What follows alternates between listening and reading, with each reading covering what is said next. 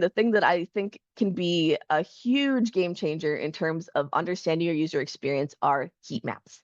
This is an example of a heat map. And what heat maps do is they let you track engagement and interaction on pages. They typically show that through showing hot and cold zones of interaction. So for example, this is a click heat map. It lets us see where on this page people clicked during the time frame that I set it up for and where they didn't. So anything that gets lots of engagement, in this case clicks, burns red hot. And anything that gets little engagement or no engagement at all is either blue, it's cold, or it's not even lit up at all. In this case, this is a homepage, and it allows us to see where on this homepage people are actually interacting to navigate our website. We pay a lot of attention to navigation in terms of user experience.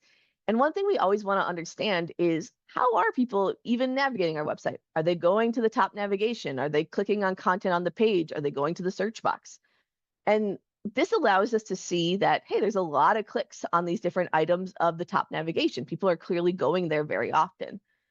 There's also, though, a lot of clicks on the on-page content. These buttons are incredibly effective at getting people to those pages, and kind of learn more about that. And we can see that search is used, but maybe not as much as the others. Again, just knowing that is a great place to begin, because it allows us to see over time, is that changing at all? Does that change if we add different content to the page, or if we're advertising something different outside of our website?